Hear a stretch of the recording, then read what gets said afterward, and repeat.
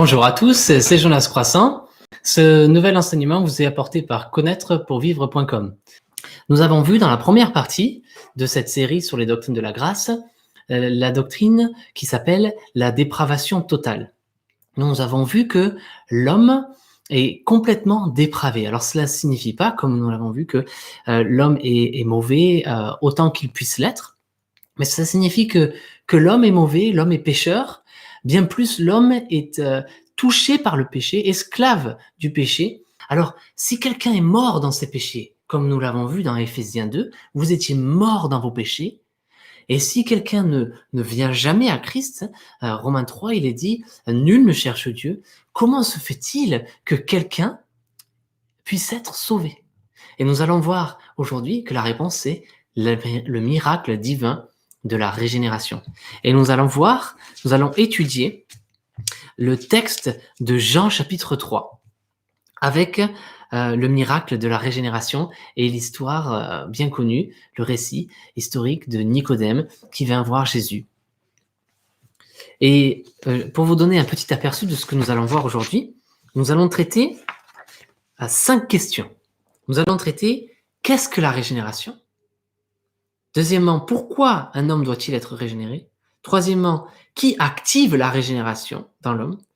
Quatrièmement, comment la régénération se produit-elle? Et cinquièmement, quand la régénération se produit-elle? Donc nous allons vraiment regarder énormément d'aspects sur la régénération. Et le texte classique sur la régénération, c'est donc Jean chapitre 3. Et nous commençons au verset 1er de Jean chapitre 3. Il y avait un homme d'entre les pharisiens nommé Nicodème, un chef des Juifs, qui vint, lui, auprès de Jésus de nuit et lui dit « Rabbi, nous savons que tu es un docteur venu de Dieu, car personne ne peut faire ces miracles que tu fais si Dieu n'est avec lui. » Jésus lui répondit « en vérité, je te le dis, si un homme ne naît de nouveau, il ne peut voir le royaume de Dieu. » Nicodème lui dit « Comment un homme peut-il naître quand il est vieux? Peut-il rentrer dans le sein de sa mère et naître? » Jésus lui répondit « en vérité, je te le dis, si un homme ne naît d'eau et d'esprit, il ne peut entrer dans le royaume de Dieu. Ce qui est né de la chair est chair, ce qui est né de l'esprit est esprit. Ne t'étonne pas que je t'ai dit, il faut que vous naissiez de nouveau. Le vent souffle où il veut et tu en entends le bruit, mais tu ne sais d'où il vient, ni où il va. Il en est ainsi de tout homme qui est né de l'esprit. » Nicodème lui dit « Comment cela peut-il se faire ?» Jésus lui répondit « Tu es docteur d'Israël et tu ne sais pas ces choses. » Alors imaginez-vous, Jésus rencontre de nuit Nicodème. Alors Nicodème, c'était le docteur d'Israël, c'est-à-dire c'était l'enseignant principal d'Israël, c'était le leader des pharisiens. Il enseignait Israël.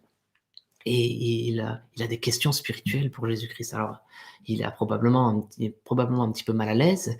On verra plus tard que, il est persécuté pour ce genre d'action envers Jésus, bienveillante.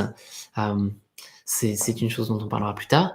Eh bien, il vient de nuit et il vient voir Jésus, voilà, pour lui poser des questions. Et il lui dit, Rabbin, nous savons que tu es un enseignant qui vient de Dieu parce que toutes ces choses que tu fais, eh bien, si Dieu n'était pas avec toi, tu ne pourrais pas faire ces miracles, tu ne pourrais pas enseigner ces choses, tu ne connaîtrais pas et tu n'enseignerais pas la Bible avec vérité.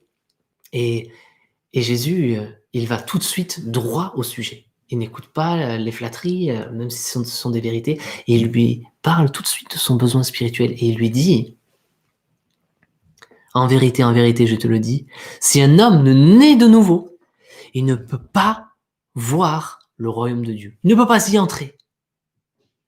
Alors, Nicodème, qui était un pharisien, donc il avait l'habitude des illustrations à son époque, c'était très utilisé par les rabbins. Donc, et il lui dit, mais Parce que, bien entendu, les rabbins, à l'époque, les juifs, ils pensaient qu'ils devaient faire des actions pour rentrer au paradis. Ils devaient plaire à Dieu en faisant certaines actions pour rentrer au paradis. Et il comprend bien que la naissance, ce n'est pas quelque chose qu'il contrôle, c'est quelque chose qui lui arrive. Et donc, il lui dit, mais comment est-ce que c'est possible? Comment est-ce que je peux rentrer dans le sein de ma mère pour naître? Comment est-ce que je peux faire cela? Puisque cela semble être quelque chose qui est en dehors de mon contrôle. Et Jésus lui dit que non, il ne peut rien faire. La chair ne peut rien faire. C'est l'esprit qui sauve. Et il est en train de lui parler de la nouvelle naissance, la régénération. Alors la régénération, eh bien, ça s'appelle aussi la nouvelle naissance. Ça s'appelle naître de nouveau. Ça s'appelle le baptême de l'esprit. Ça s'appelle la nouvelle création.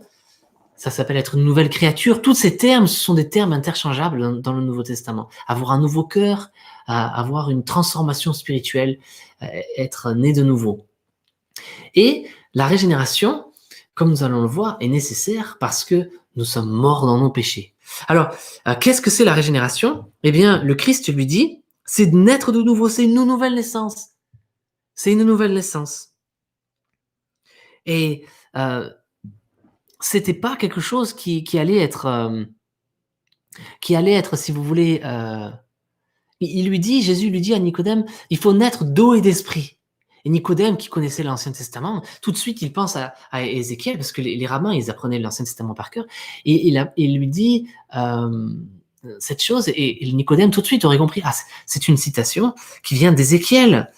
Oui, parce que en Ézéchiel, verset 25 à 27, il est écrit, alors on va le lire le passage, on va commencer au verset 24.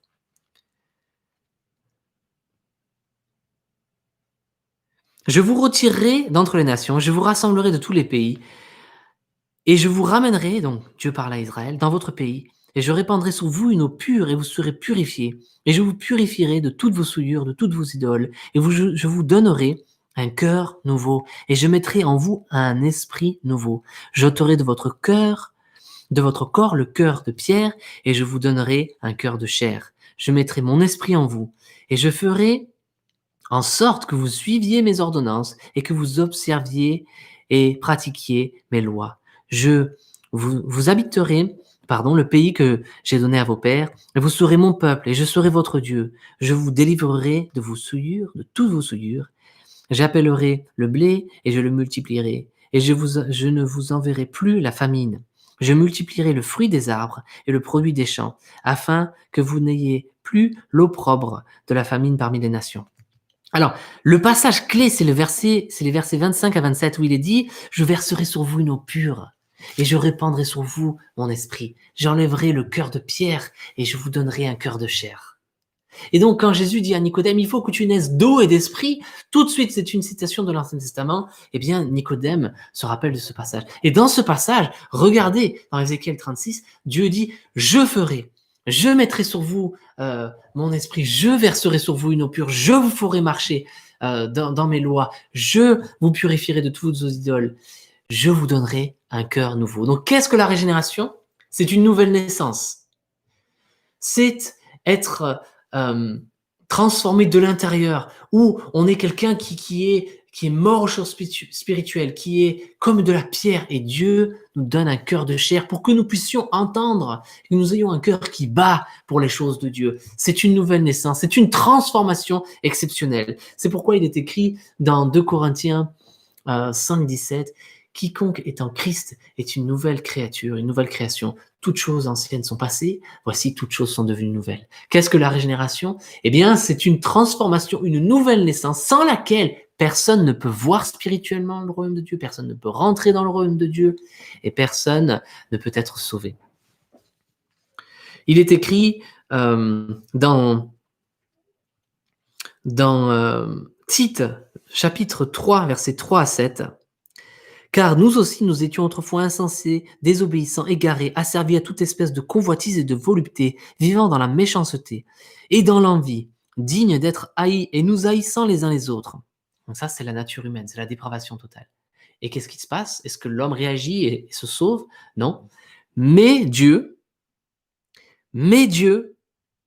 Mais lorsque la bonté de Dieu, notre Sauveur, et son amour pour les hommes ont été manifestés, il nous a sauvés, non à cause des œuvres de justice que nous aurions faites, mais selon sa miséricorde. Comment? Par le baptême de la régénération et le renouvellement du Saint-Esprit qu'il a répandu sur nous avec abondance par Jésus-Christ, afin que, justifiés par sa grâce, nous devenions en espérance héritiers de la vie éternelle. Voyez les doctrines de la grâce. Comment sommes-nous sauvés de cette nature pécheresse? Par le baptême de la régénération et le Saint-Esprit. Tout ceci, eh bien, c'est la même chose. C'est Dieu qui vient nous renouveler, nous faire renaître de l'intérieur par le Saint-Esprit. Alors, Paul Washer décrit ainsi la régénération. Je cite, « Il y a une plus grande manifestation de la gloire de Dieu dans la puissance régénératrice du Saint-Esprit que dans la création du monde, de l'univers. Parce qu'il créa le monde ex nihilo, à partir de rien, mais il recrée un homme à partir d'une masse corrompue. Nous sommes corrompus, morts dans nos péchés, et Dieu nous ramène à la vie. Il nous crée de nouveau pour de bonnes œuvres. Dans la création, Dieu crée tout ce qui est bon à partir de rien. Dans la régénération, c'est le miracle divin par lequel Dieu nous recrée alors que nous sommes une masse impure. Bon, alors c'était la régénération. Et maintenant, nous allons parler de la deuxième question. Pourquoi un homme a-t-il besoin d'être régénéré? Eh bien, il a besoin d'être régénéré parce qu'amener un cadavre à l'église ne le ramènera pas à la vie. Si Dieu ne lui donne pas miraculeusement une nouvelle naissance, personne qui est un converti qui vient à l'église ne peut être sauvé par ses propres forces. Personne ne peut croire en Christ par ses propres forces. Pourquoi? Parce que les personnes sont mortes dans leurs péchés. Éphésiens 2, vous étiez morts dans vos péchés, dans vos offenses. Pour partir, à nouveau, vous n'avez pas d'oreilles, que l'Esprit entende. Que l'Esprit dit que ceux qui ont des oreilles pour entendre, écoutent ce que l'Esprit dit aux églises. Mais sans l'Esprit, nous n'avons pas d'oreilles. Sans l'Esprit qui vient en nous, eh bien, nous ne pouvons pas nous tourner vers Dieu. Nous étions tous égarés, pervertis, nul n'est intelligent, nul ne cherche Dieu. C'est pour cela qu'on a besoin de la régénération, parce que sinon, eh bien, on ne peut pas s'approcher de Dieu. On ne peut pas confesser que Jésus est Seigneur. Vous vous rappelez, Paul a dit, personne ne peut confesser que Jésus est Seigneur si c'est par le Saint-Esprit. Sans le Saint-Esprit qui est versé en nous, nous ne pouvons pas avoir la foi. Et nous le verrons dans d'autres passages. Nous avons vu dans 2 Timothée 2, versets 24 à 26, que les hommes sont prisonniers du diable pour faire sa volonté. C'est ce que le texte dit. Nous avons vu dans Jean 3,5, Jésus dit, si quelqu'un ne naît pas de nouveau, il ne peut pas entrer dans le royaume de Dieu, il ne peut pas le voir. Aveugle spirituellement. La régénération est donc indispensable pour comprendre les choses spirituelles et même rentrer dans le royaume de Dieu, être sauvé.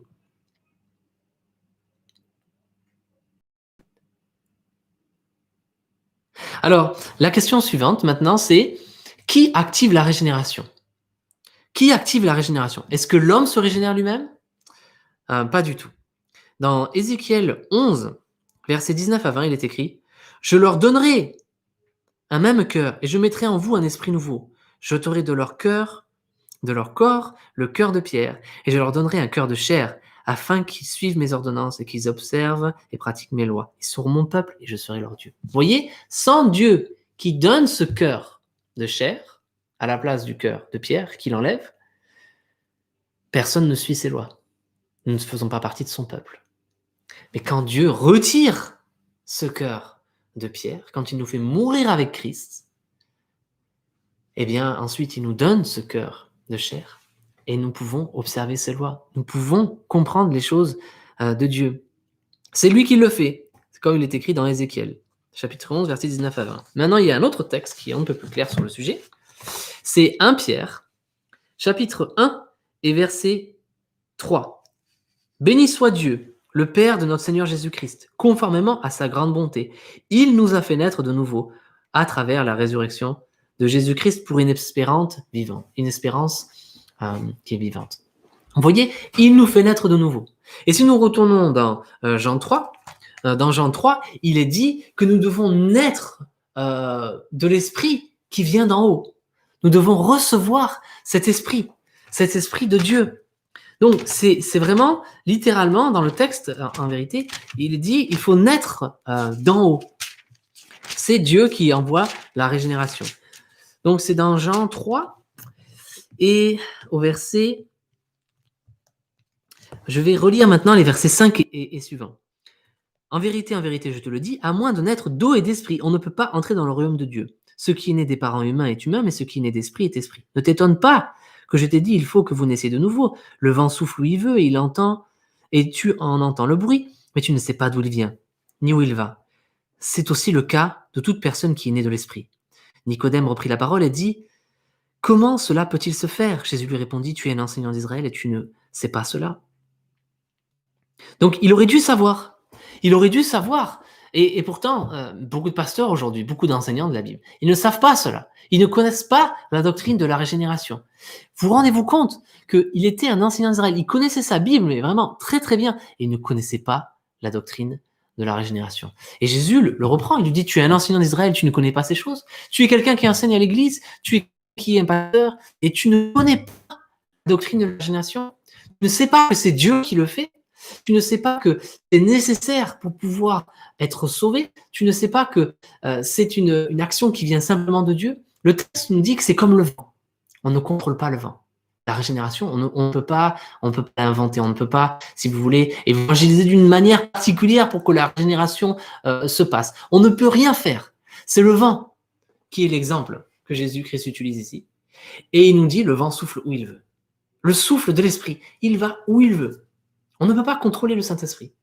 Mais par contre, bien que nous ne voyions pas le vent, on voit quand le vent souffle sur un arbre parce que les branches bougent, on en entend le bruit. De la même manière, on ne voit pas la régénération, mais on en voit les effets. Parce que quand quelqu'un est régénéré, eh bien le Saint-Esprit le souffle, le pousse à changer de vie.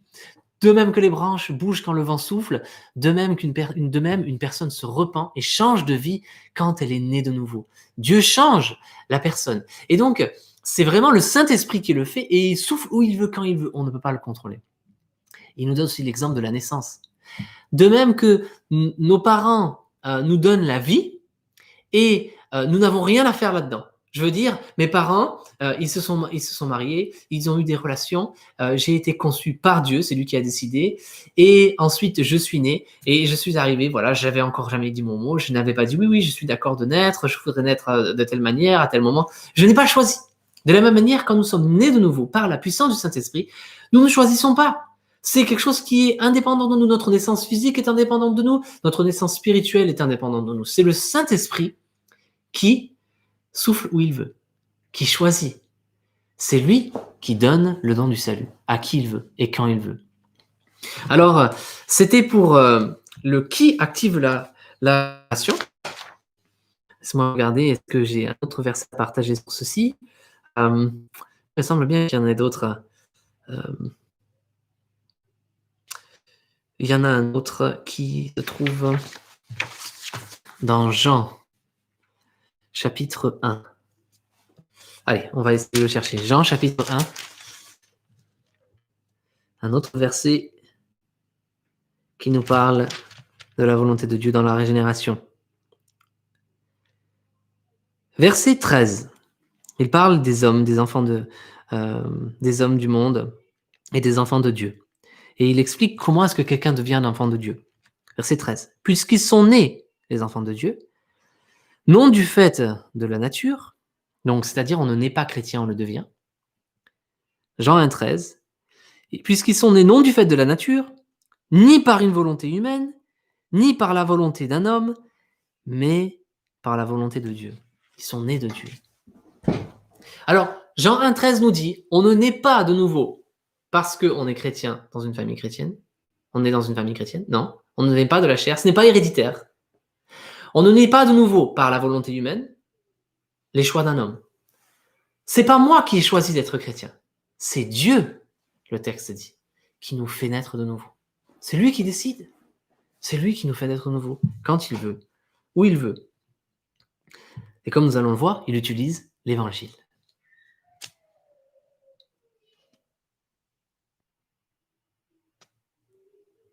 Alors, on peut regarder à nouveau un autre passage, tiens.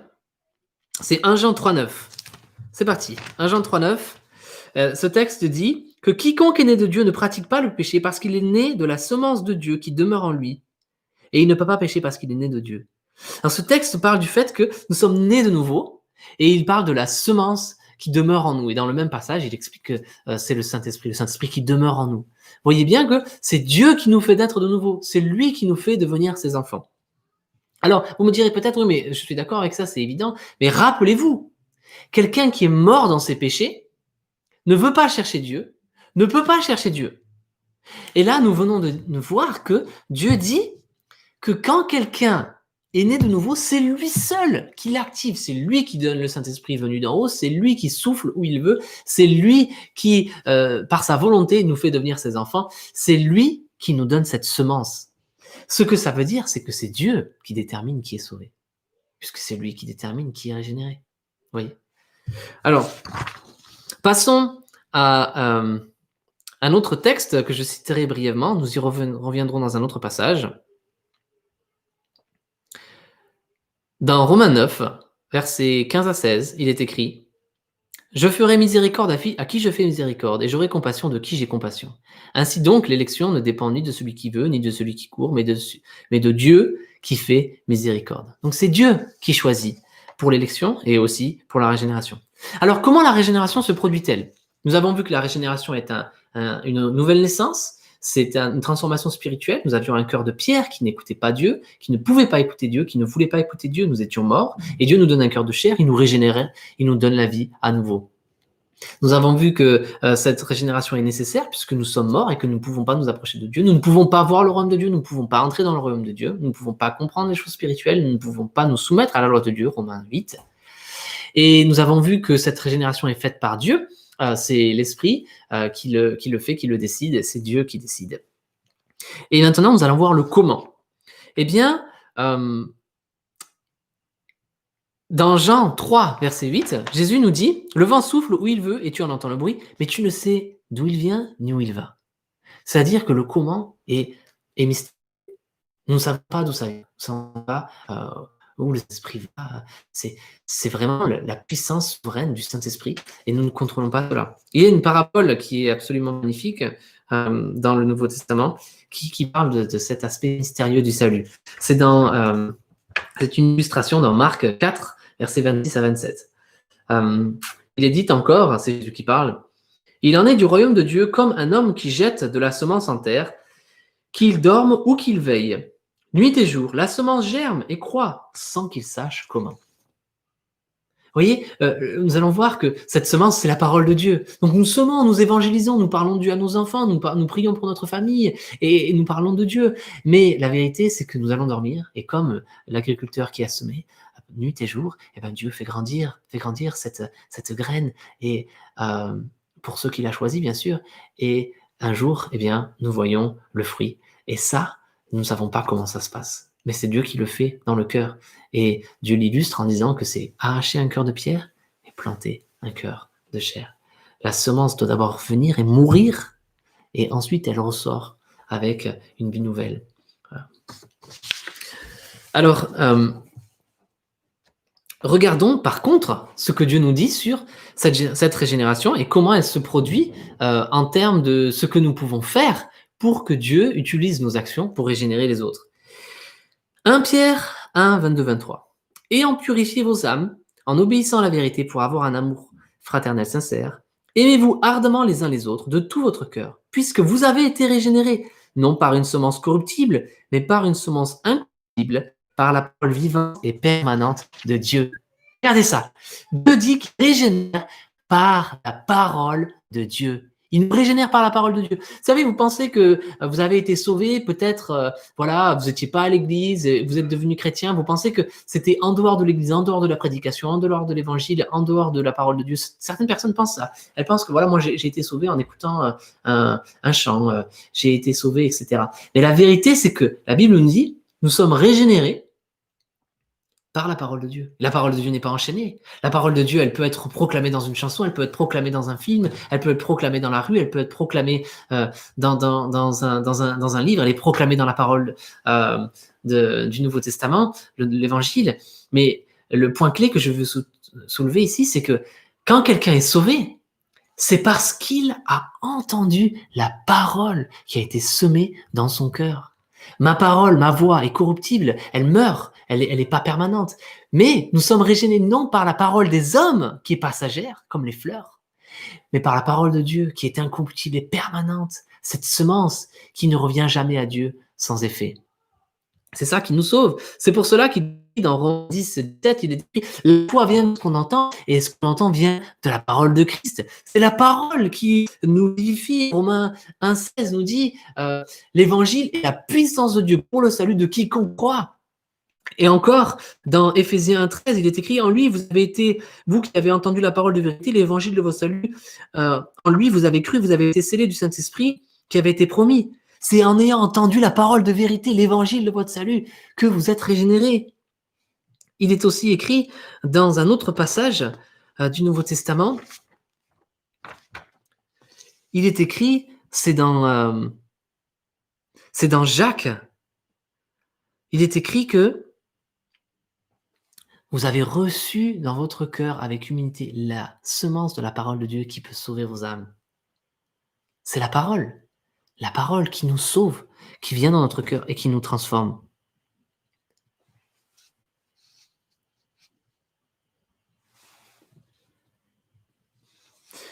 Donc, nous avons vu que c'est par la parole de Christ que la foi vient, que la régénération vient, que Dieu vraiment transforme le cœur.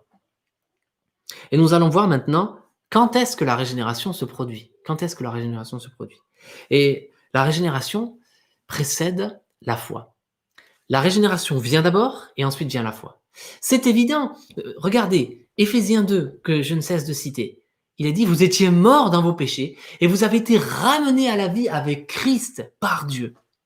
Donc quand quelqu'un est mort, comment peut-il?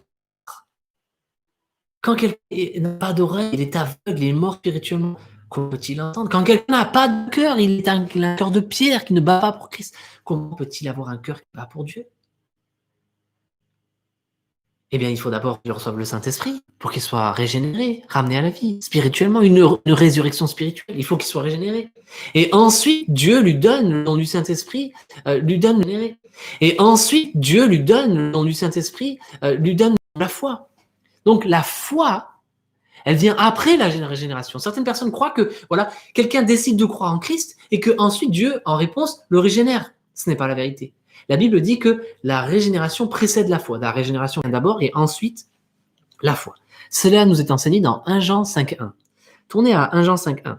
Il est dit « Quiconque croit que Jésus est le Christ est né de Dieu. Et quiconque aime celui qui l'a engendré, aime aussi celui qui est né de lui. » Regardez, quiconque croit au temps présent que Jésus est le Christ est né de Dieu au temps passé. 1 Jean 5.1. C'est très clair. C'est les temps les verbes, le temps des verbes qui démontrent que la foi, elle vient après la régénération. Quiconque croit au temps présent que Jésus est le Christ est né de Dieu au temps passé. D'abord, nous devons être régénérés et ensuite, nous avons la foi. Rappelez-vous, le passage dans les Corinthiens. Personne ne peut confesser que Jésus est Seigneur si ce n'est par le Saint-Esprit. D'abord, le Saint-Esprit vient et ensuite, quelqu'un qu'on confesse que Jésus est Seigneur. Quiconque croit que Jésus est le Christ est né de Dieu au temps passé. Alors, c'était aussi une implication de Jean 3. Il est dit, sans être régénéré, sans être de nouveau, on ne peut pas voir le royaume de Dieu, on ne peut pas entrer dans le royaume de Dieu. On ne peut pas voir, on n'a pas la foi qui sauve, c'est impossible, on est aveugle, sans être né de nouveau. D'abord, Dieu nous fait naître de nouveau, et ensuite, eh bien, nous pouvons entrer dans le salut et vraiment accepter ce merveilleux salut, mais c'est vraiment une action souveraine de Dieu. Alors, dans un article intitulé « La régénération précède la foi », le docteur en théologie Arcis Sproul disait « Un des moments les plus importants de ma vie pour façonner ma théologie eut lieu dans une classe de l'Institut biblique. Un de mes professeurs vint et écrit sur le tableau noir ces mots en gras. « La régénération précède la foi ». Ces mots furent un choc sur mon système de compréhension théologique. J'étais entré à l'Institut biblique en croyant que le travail clé de l'homme pour induire la régénération était la foi. Je pensais que nous avions premièrement à croire en Christ afin que nous soyons des nouveaux. Quand je commençais à lutter avec les arguments de mon professeur, j'étais surpris d'apprendre que son enseignement était étrange n'était pas de nouveau. Saint Augustin, Martin Luther, Jean Calvin, Jonathan Edwards, George Whitefield et même le grand théologien médiéval Saint Thomas d'Aquin a enseigné cette doctrine. Ces géants de l'histoire chrétienne dérivaient leurs pensées de la Sainte Écriture. À nouveau, les hommes morts ne coopèrent pas avec la grâce. À moins que la régénération eût lieu, premièrement, il n'y a pas de possibilité de foi. Vous vous rappelez, Romains 19 et 10, quiconque croit que Jésus est le Christ et confesse qu'il est Seigneur sera sauvé. Mais rappelez-vous, personne ne peut confesser que Jésus est Seigneur si ce n'est par le Saint-Esprit. Et donc, il est indispensable d'être régénéré premièrement. Alors, je ferai une autre vidéo sur le sujet, mais je voulais vous partager quelques versets sur le fait que Dieu nous donne la foi. C'est Dieu qui nous donne la foi. Philippiens 1,9. Et cela de la part de Dieu, car il vous a été fait grâce par rapport à Christ, non seulement de croire en lui, mais aussi de souffrir pour lui. Croire en Christ, c'est une grâce de Dieu, c'est un cadeau immérité. Philippiens 1, 29. Éphésiens 2, 8 à 9. C'est par la grâce que vous êtes sauvés, par le moyen de la foi. Cela ne vient pas de vous, c'est le don de Dieu. Cela ne vient point des œuvres, afin que personne ne se glorifie. La grâce et la foi, cela ne vient pas de nous, c'est un don de Dieu. Éphésiens 2, 8 à 9. Qu'en est-il de Hébreux 12, versets 1 à 2 ? Il est dit que Jésus est le chef et le consommateur de notre foi. Littéralement, il est le finisseur et l'auteur de notre foi. Il est celui qui crée notre foi. Jésus est le chef et le consommateur de notre foi. Il est l'auteur, celui qui est à l'origine, littéralement dans le grec, de notre foi. Et celui qui la garde jusqu'à la perfection. Vous vous rappelez aussi dans Romains 12, il est dit que Dieu donne une mesure de foi à chacun de ses enfants. C'est lui qui donne la foi, une mesure de foi à ses enfants. Et le passage que j'ai cité précédemment, 1 Corinthiens 12, 13, « Nul ne peut dire Jésus est Seigneur si ce n'est par le Saint-Esprit. »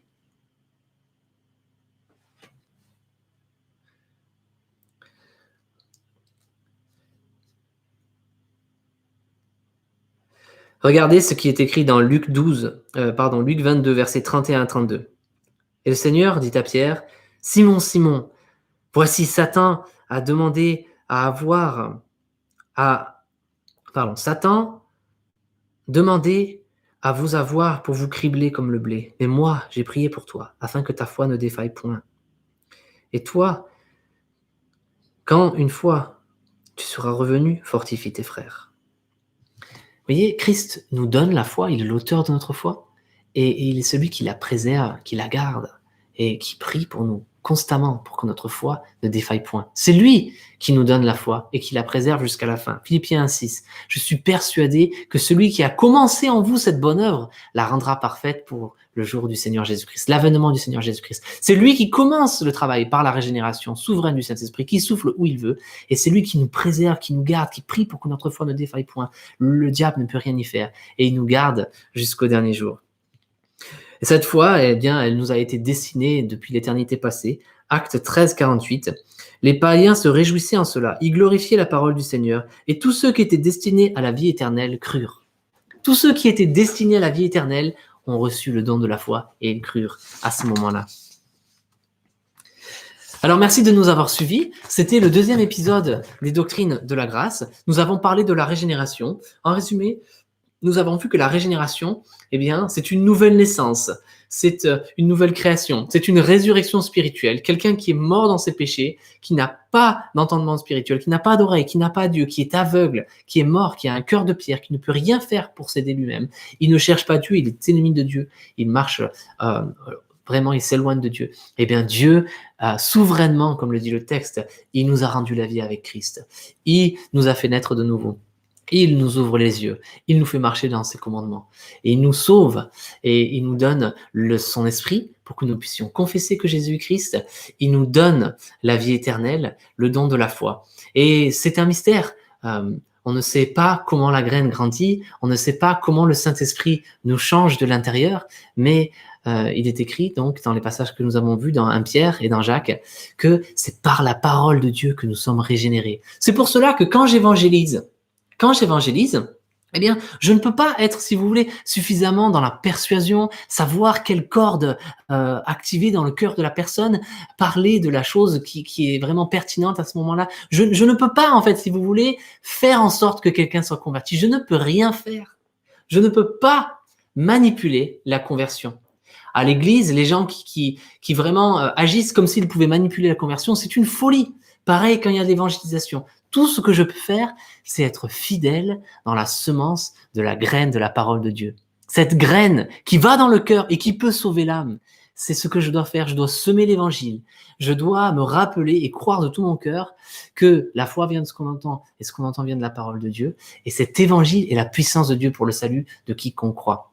Alors quand j'évangélise, eh bien ma pensée, ma prière, c'est vraiment de connaître l'évangile correctement et de l'annoncer fidèlement, de parler du fait que l'homme est perdu dans ses péchés, qu'il a besoin de se repentir, mais qu'il ne peut pas le faire de lui-même. Il a besoin que Dieu lui donne le don de la repentance, 2 Timothée 2, 25, 26. Et il a besoin de croire que Jésus est le Messie. Et quand ce message est semé, eh bien voilà, le Saint-Esprit va convaincre de péché, le Saint-Esprit va régénérer et le fera pour qui il veut, quand il veut. Alors je ne perds pas espoir, je prie pour les personnes que le Seigneur va évangéliser, je prie pour les personnes que le Seigneur a évangélisées, et je me rappelle que eh bien, cette glorieuse nouvelle naissance, elle sera aussi pour d'autres, selon la promesse de Christ. C'est le miracle divin de la régénération. Que Dieu soit loué pour la régénération et pour cette si grande œuvre. La troisième partie, la prochaine enseignement, nous verrons l'élection inconditionnelle et la prédestination. Merci de nous avoir suivis et à bientôt pour de nouvelles vidéos. Que Dieu vous bénisse.